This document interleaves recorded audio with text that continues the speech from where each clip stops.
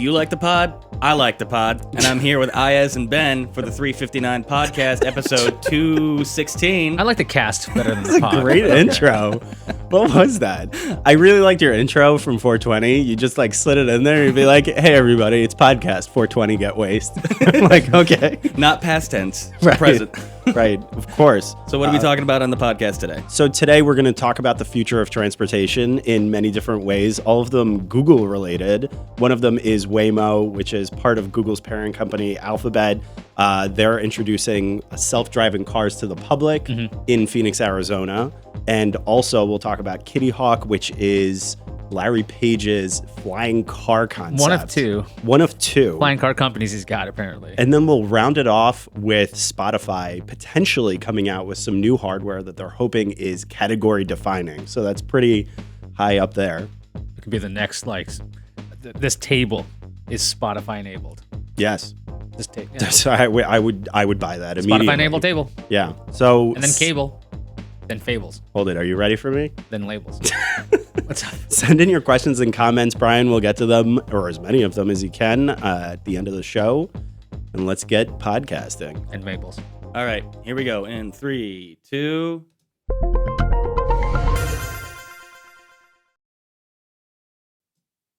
Welcome to the 359. I'm Ben Fox Rubin. I'm Iyaz the Wolf Akhtar. Oh. Self-driving cars are here. Well, sort of. Waymo, a part of Google's parent Alphabet, is opening up its pilot autonomous cars program in Phoenix, Arizona, looking to get hundreds of people to test out its self-driving Chrysler minivans and Lexus SUVs.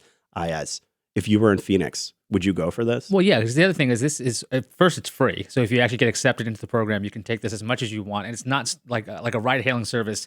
They actually want to be working with people so they can see what their patterns are like, so they can figure out what is the future for self-driving cars. And they're saying that this area is about twice the size of San Francisco. So it's going to be pretty interesting to see how this pans out. Right. You're not going to be able to take these cars cross-country or anything, right? No, I don't think so. They're going to keep them in the Phoenix area for the interim, but at the same time, it sounds really interesting that we're actually getting to the point where the future of self-driving cars, as I said, they're actually doing it. It's possible, which to me sounds really interesting. But at the same time, how likely do you think that this is going to be, that this is going to expand out from Phoenix and really arrive in a lot of other places? Well, one of the cool things about this test being in Arizona, I was looking at their blog post about it, is that Arizona doesn't require an actual person behind the wheel for these self-driving tests. Now, Waymo's cars will have a person behind the wheel just in case anything goes wrong, but that allows it to move much faster so they can actually see and test. I would imagine in the future, we will see Waymo cars without an actual person in the vehicle as the driver. Right. So you're not going to have like a... But at this point, you are going to have somebody Right now, sitting over there. I wanted to throw out there, too, that Uber is another company that is testing out this idea. But, because they always work in this like legally murky gray area, they were kicked out of, what was it, San Francisco. They tried to do it in Phoenix. So at this point, if you're really interested in getting behind the wheel of a self-driving car or in a self-driving car, you're more likely to do it through Waymo, I would think. Yeah, it's two totally different approaches. Waymo's trying to license that technology to other ride-hailing companies, and Uber's just trying to do it on their own. Yeah. Next up, also in more Google-related transportation news, the company Kitty Hawk is showing off a, quote, flying car. It's actually more like a one-person-sized drone with pontoon landers for water. But, hey, that's pretty cool, right? In the demo video, it's like some lady saying, hey, you should meet us at the boat, and I can get there really fast. How? So she gets on this, what looks like that speeder bike from Star Wars with like a net underneath her, and she gets up and she goes flying. It looks really cool. They're claiming you won't need a pilot's license for it. Although the videos they're showing off, they're saying, look, the one that comes out, when this does come out, will not look like this. This is a prototype. This is never coming out. Like, do you think that people are actually going to use this kind of thing? I have no idea how much it's going to cost. I mean, we were just talking about self-driving cars, which people are just starting to get behind and starting to understand. Flying cars? Well, this is more like a flying jet ski, if anything, because they're saying you can only use this over water. You're not supposed to use this over land, because that's how this is supposed to be. Although, sure, people are going to mess with that a little bit. They shouldn't use it in cities. But it really depends on the price, I really think. Yeah. I mean, I'm still skeptical, but we'll see. Last, Spotify is reportedly working on a new piece of hardware for music and podcast listening that it hopes will be, quote, category defining like the Amazon Echo and Snapchat Spectacles. You excited about this? getting Spotify on a portable device, not so easy. So I'm hoping it's something like that. There was that not rumored, Pebble said they were coming out with a Spotify-enabled piece of hardware. I was like excited about that, but that never came to be. Yeah. I at the same time, Spotify doesn't really develop a lot of hardware, so I'm curious to see what exactly could be category defining from them, but good for them for making an effort. It's going to be an earbud that you can also use in your nose. Yeah, that could definitely be an idea. Anyway, if you want to read more about these stories, check us out on CNET. I'm Ben Fox Rubin. I'm Iyaz the Wolf Akhtar. Thanks for listening. I will. I'm personally interested in the Spotify aspect. I know a lot of people probably want to talk about flying car, quote unquote. Throw it out there, BVG. I mean, give me more better platforms. Like I'm addicted to the Spotify model just because it's a decent fidelity as a bit of an audiophile, but not the most astringent audiophile. So as far as like keeping and collecting my music, it's more convenient if it was, in fact. That would be the one thing to get me to wear a smartwatch. Otherwise, I have almost zero interest. But if I can quick interface, because I'm always out and about, on the go, on my earphones. You would want something that's like a dedicated Spotify wearable, as opposed to like, because you already have your phone on you. Right, so but I hate going in and out of my people- phone, and I like to change things and Okay, like, fast forward. so there is a value for you if you were going to have something dedicated. Yeah. That's interesting. You can kind of do that with Android Wear. It's kind of rudimentary. You can have play pause controls, and you can move things around with that. But it's not exactly great by any means, because it's just this really crappy extension of this. If it's I'm almost thinking like an iPod Shuffle style thing. That's what the core was supposed to be, this little device you can take with you without having to take your phone. That to me is actually a bigger deal. Like being able to do other stuff and not worrying about this device, because a phone, especially what we're seeing now, they're getting more and more fragile. I don't want to be dropping this thing if I'm working out or something. That's a good point. I like having a separate iPod MP3 player of any sort. I still have an old iPod Nano somewhere, just to hang out and be that thing. Because like I'm traveling, I'm not going to have easy access to an electrical port. I want to like murder my phone battery listening to stuff, but I also don't want to be bored. Oh, that's what it'll be. It'll be a category defining battery case for your phone that is a Spotify player. I'm down for There that. you go. I guess so. I mean, the thing is, too, is that it's probably not going to be the same thing as an iPod Nano, because the iPod Nano already came out. That's not category defining. If they just came out with like an iPod Nano with like a wristband attached, you could have bought that like, what, 7 years ago? Well, look, we have been looking for a killer reason to have a smartwatch, and there hasn't been a single thing yet. Maybe this is it, maybe not. I'm not sure yet. But when it comes to like speakers, it can't be a smart speaker because of the Echo and the Google Home. You can make Spotify the default music player for that. So it's got to be something. It can't be glasses. It It's earphones. definitely a head scratcher. It's interesting, and they've definitely like elevated it to a point where they want it. When they say something like category defining, it definitely gets me very curious as far as like what type of hardware that might look like. But we really don't know a lot yet about it or when it will come out. Shall we speculate, besides the table where this could occur? It could be a table. They could be smart earbuds. I've seen those ridiculous ones that you can actually stick, iPods in them, and then I've seen other ones that have built-in storage. But why not a Spotify-enabled pair of headphones? Because that's all you would need. And yeah, it could work with your phone, so it doesn't kill the battery all the time. But you could also offload your playlist to that. That I think actually would make sense, because that doesn't exist well in the real broad sense yet. If that fits in my mind, that fits much better than potentially, glasses. Which, like, I don't know why you would have Spotify glasses. I don't know how you would be able to listen with them. So bone conduction, sure, of course. Yeah, Tell that to Snapchat.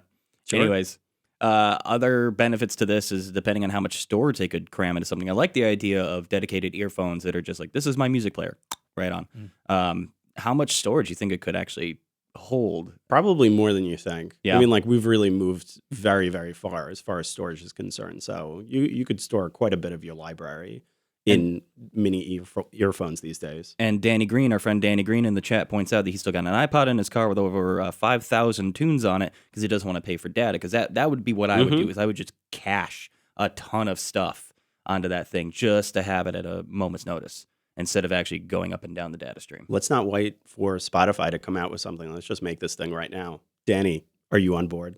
You want to be our investor? Where would you like to see a dedicated music platform? Calling out to the chat.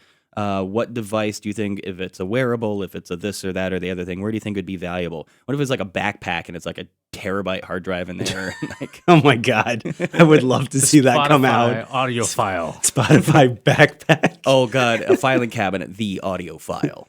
Hold on. I thought we were going to talk about self-driving cars. No, but people want to listen to music. And like, yeah, you're not going to. How many people are in Phoenix? So maybe they're just like, I'm not in the greater Phoenix area. Screw this. Right. Let's talk about Spotify. And the laws are all weird with that. Yeah, but everyone listens to music, and Spotify. I mean, I pay for Google Play Music, and the reason why is because you can have your music on there. You uploaded stuff, so stuff doesn't disappear. If Spotify added that feature, other than that local playback stuff, I'd be all over that. I'm moving back to that because I really like the Spotify experience. It's a really good app. Full disclosure, I don't really listen to Spotify that much. I actually still do a lot of digital downloads. Like I'll download a song and then listen to it like ad nauseum for weeks and weeks and weeks. And then I'll stream a song ad nauseum. That's all. Yeah. So I don't really I don't use the streaming music services as much. I mean, like I listen to Chance the Rapper on SoundCloud, but like partly because I have to. Yeah. Like I would have paid him outright if he just let me. I got to point out something important to somebody in the chat. To Best of All Universe, you can't just say unsubscribe out loud and hope that it works out. You actually have to click the unsubscribe button. It's not like that episode of The Office where Michael just screams, bankruptcy! Thank you for coming, listening anyway. So, that's nice. We expect you to come back tomorrow and say unsubscribe too. Just subscribe, then unsubscribe. Just do that over and over and over again. Right. We have a viewer listener in Phoenix, DJ Rogers. We'd love for you to come back and keep us posted as to the Waymo developments as they come along. Apply to the pilot program. The rides are free, so that's still a really big deal. You're not paying for gas, you're not paying for the driver, and you can do pretty much what you want. So this was one point that I really wanted to make in the podcast, but it's only 4 minutes, so I didn't have enough time. But we often talk about self-driving cars and don't really mention much about the potential negatives. So Christopher Mims, who's a tech columnist for the Wall Street Journal, I think does a really good job of trying to remind people that wow, this is so gee whiz. It's really interesting. This could save lives with reducing accidents. But at the same time, we really do have to ask a lot of really big questions as far as do we want this? What's the insurance implications? What's going to happen to truck drivers? What's going to happen to taxi drivers? It's the type of thing where you can't just say, objectively, this is going to be good. This is going to be perfect, So I just wanted to throw that out there. I don't know what folks in the chat think about that, but I think it's good to at least consider some of the negatives. Yeah, I mean, Waymo claims that they've driven or self-driven over 2.5 million miles, that is. And in simulations, they've done about 1 billion in 2016. So the thing is, there's a lot of testing going on. And don't forget about the idea of you have liability on the driver's side and people in real society. But these companies are going to be dealing with tons of lawsuits if their technology fails. Right. So I think that their interests are aligned with the good of society, because if Waymo's tech is licensed to Volvo and GM and whoever and other ride-hailing services, and it fails, they're dead in the water. So I would think that we're seeing a maturity level in this technology that's going to be not as scary, I think, as people think it might be. Right. I also wonder, what exactly is the business model as far as, who owns the car? Is it all going to be ride-hailing services that you're going to, hail for a ride to get to work every single day? Or are you going to own the self-driving car? There are still a lot of those questions to be answered.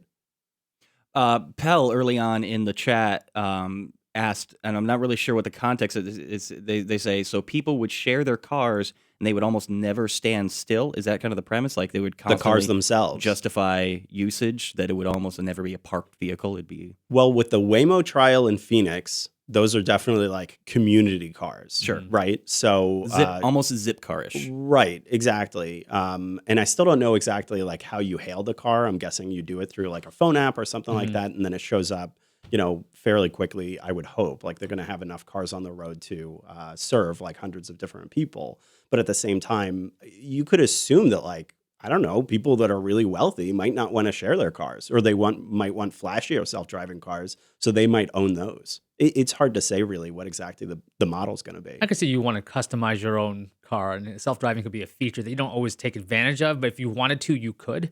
That kind of thing. I don't see it being either or. You can't take over the vehicle, because there's always going to be a way to do that, I'd imagine. Because unless maybe. Are you sure? Yes. I picture this horrible thing it's like playing out. There'll be a social network that develops from this that's kind of like Foursquare, where somebody's the mayor of the car. They use it enough. You think that's a possibility? Car mayor? Like, Yeah, you possibly. don't want to be in a shared car that reeks of, somebody else's perfume or something. Or you want to have a customization Can in there. imagine Right, worse or things they- than perfume. Or they spilled their beer in the car or something. Yeah, Right. Like that's the issue. That This is would be like, one of the reasons it's like no other. I mean, just like every other taxi or shared car, you want to make sure that it's clean and neat and everything. Well, Not like a zip eventually the car. thing's going to have to go back to the garage or dock or whatever it is, and there's going to be some kind of maintenance crew keeping these things up. They don't. It's a car; it doesn't last forever. Right. Someone's going to have to do general mechanical maintenance, internal cleaning, et cetera, et cetera, et cetera. going back to your point though, Iyaz, I was always under the assumption that eventually regular like human driving would eventually be found to be so dangerous that it would be determined to be illegal. Like we would look back as old men and be like, I can't believe we drove our own cars. Like now it's like completely illegal. You're never allowed to do it. When I was your age, I had to put my foot on a pedal. Right. I mean, like that's what I always thought was 15 miles possible. in the snow. Like decades from now, they eventually would be creating cars that don't have steering wheels, don't have pedals, don't have gear shifts. Like it's just a box. You go inside. Well, you're thinking of like a train that you just like step into this thing. They're all in a line and they're like they move about 50 miles per hour. I just don't see that happening. There It's has to be another- some kind of takeover. Sure, but we've been talking about with tech enabled and everything how fantastic some of these developments are for the differently abled. Like Hugh in the chat, he says he's in the UK and he's nearly blind, and this would be a huge help for him in his totally. daily life. Absolutely. Absolutely. The idea of letting people or enabling people to be able to get around much, much more easily as far as that's concerned, I think that can be really huge and very helpful for folks. And we didn't have time to mention in the podcast, but their fleet of cars is like 100 Chrysler Currently. Pacificas. They were adding 500 more. Yeah. That they announced that really quietly, like in one line in their blog post about, oh, by the way, we're adding 500 more cars. Right. So that's going to be Which means that really like valuable. I'm assuming from reading that too that there is substantial demand. Like they probably got way more applications than maybe they expected because they're not going from 100 to 200. They're going from like 100 to roughly 600, right? So that means that there's like pent up demand to like actually test out the service, and maybe people are, at least people in Phoenix are really, they believe in the idea. They trust the technology. I really think the use cases, that's really what Waymo, I was going to say Google, what Waymo really wants to know is like, how are people really using this? Yeah. It's one thing if they're just taxis and you're just going from one spot to the next and whatever. But if it's somebody's regular everyday life, that's why in the video and in their application page, they showed like real people and families and how they're going to be using it. And that's, I think, information we don't have yet. Really, why would I have one? Just because like I don't want to get up early. The easy answer is lazy. Yeah. The easy answer is lazy. Well, but there's technology lots of solves practical lazy. Besides for the differently abled, maybe some others in the chat have an idea how this could be beneficial to them in a day-to-day life. And speaking of testing, calling out to DJ Rogers and anybody else we know in the Phoenix area, if you're getting firsthand experience with this, we'd love to hear about it. Oh, totally. That'd be awesome. Join Absolutely. us on the show in the chat. Tweet at us. We'd love to Or hear. just email me, ben.rubin@cbs.com. Yeah, I'd love to hear from anybody in the Phoenix area about what this is like. We don't have any regular CNET editors out there, so if anybody's got like a positive or negative experience with how this is all playing out, we'd just love to hear what you got. Wanted to throw this out there too, as far as like you have a kid, I have kids. How old do the kids have to be to Hail a ride car. in the car? Yeah, by themselves. So that's just like another interesting nuance. I mean, like my daughter's going Old to enough to own a kindergarten. smartphone, I suppose. I guess my daughter's going to kindergarten next year, so she's going to take the bus by herself to school. With a Is it the supervised same- adult. Is it right with the bus driver and is going to school? But is it the same concept? So this is another one of those like nuances. Is that like technology is now getting to the point where you have to reconsider what's normal for like regular society. I'm What, just you thinking- think that's weird? No, I'm just thinking of the news stories like would you trust your child with this robot? This automaton has been hacked. Your child will never be Right. safe again. At 11 o'clock, find out. It's like, that's what my head is screaming. If they It's design totally the robot possible. to look cute and kind, That's would what you they've been trying to do. as parents, would you trust a robobus? A robot? Oh, great question. Depends. How long has it been in operation? Fair enough. You want to make sure that Let's say it's been We around. don't- I mean, I can't imagine them not doing a thorough test. Let's say it's been like 5 years. Do they have an emergency driver sitting there? I would hope so. Yeah. So as Yeah, long as we it's don't want our kids being the first ones, I guess is what we want to say. They don't have my kids Can't do blame you not there. have the right stuff. Okay? Like I'm not like having them be like the guinea pigs for something like that. you do need somebody to stop them from messing with any of the controls. That's the other thing. Like, just stay back. It'll be Lord What's of the this Flies. do? Oh, we're going to Mexico. All right. Deploys airbag. I just love this line from Jay Smith in the chat. Because mess around, miss a car payment, the damn thing will drive itself back to the bank. Yes. Yes. That's it. This is totally true. I'm outta I here. love that. Oh my God. It's a very good point. Swinging back over to the Spotify topic real quick before we call today, because we're going way long today. This is great. Imagine Sagi points out, who really buys tech anymore for just a unitasker, just one thing. Now the trend is for a piece of tech to have multiple issues. Whether your phone is your camera, is your video camera, is your iTunes player, is your GPS, is your music player, is your everything. Would you like to have a unitasker like that? You mean like my what else headphones? would, You like, guys if it was both- in the headphones, would they put other stuff in there? Would it interface, would it naturally Bluetooth with the phone so that you could take a call on it at the same time? Like any normal Bluetooth headphone, but still just be that separate storage unit for the music? I don't know. I think that and again, this is all like rumor and speculation, but I think that if Spotify were creating it and they were smart about it, they wouldn't make it a unitask piece of hardware. They would have like Spotify be the core of it. It would be like the main reason for it existing, but adding little additional apps or features into it probably wouldn't be that complicated or difficult, and those are all value adds. If this only did Spotify, then it really would be pretty hard to justify. I don't know, like how much would you pay for that? Like $50? $50. If it's $50 I think- and it only does one thing, okay, maybe. I think if Spotify's getting into the hardware game, they shouldn't overload this thing with features, because if it's just another smartphone, it's just another smartphone. Yeah. And we already have smartphones. We already have these bad watches, and we have these lousy other products. A lot of people aren't buying unitaskers, but Spotify is in so many different devices already that if Spotify was to come out with hardware, it would make a lot more sense that it was very singular focused of, there are headphones, they have Spotify offline, or it comes with premium. Imagine that. Like, oh, by the way, you buy your headphones, you got premium for like a year, 2 years.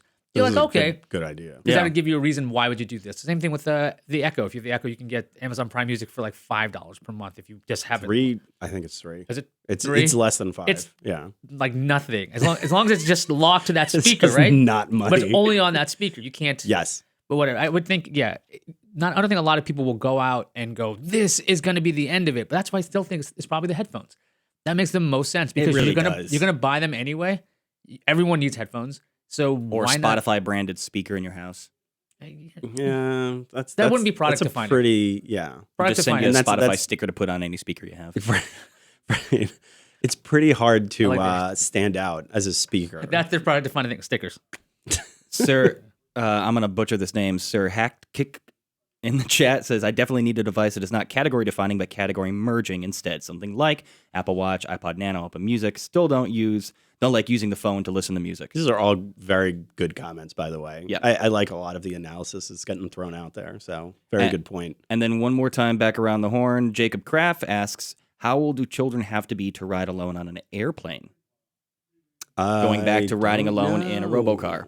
I don't know. Yeah, the I haven't- unattended children thing. I think it's like 8 to 10, but that's because It might there's. be Is it that younger. high? I believe Yeah, so. I could have swore there was something like you could, as long as there's like documented parental permission and like they've recruited flight staff to assist the child, maybe Mhm. it's almost any age that the Right. child is, more than a potato. However, there's no flight staff in that car. So there's no professional. That's okay. One of Right. the people in the flying cars will But be there's behind perspective.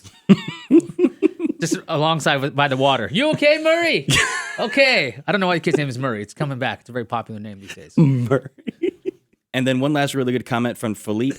Daily value to me with self-driving car, the time of my commute becomes my time instead of my driving time. I can browse the web, sleep more, get an early start in the office work, etc. That's what I do on Self- my train ride. So. Yeah. Self-driving RVs. And we're That's- spoiled because we take the public transit where we don't have to pay as much attention.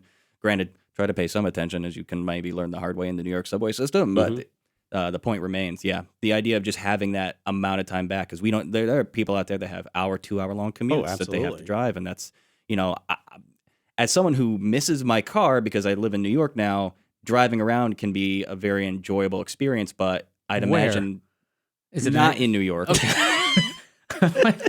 But driving can be cathartic, but having to do it every single day would get old. But yeah, it's like riding a horse. Like, yeah, you don't have to do that every freaking day anymore, but you just go do it for fun. Yeah. That's fine. Okay, it's just like running for fun. I was getting so mad about that. I like Getting this. in a car. But Philippe also says soccer moms can get a life again. Yes, but then what would we call them? We would have to give them a new name. They're still going to soccer practice. No, you just send the kid to soccer. I'm going to the mall or Just call her something. mom. Mall mom. Yeah. And on the note to finish it off with the perfect tone for today's episode, Dre Frey, Spotify jeans for a party in my pants. That is excellent. Well done. Category defining. Okay, let's do this. The 359 podcast is available on iTunes, TuneIn, Stitcher, SoundCloud, Google Play Music, Feedburner. Did I get to everything? And also CNET.com. Thanks everybody for watching. Great comments, great questions today. We'll see y'all tomorrow. See you tomorrow.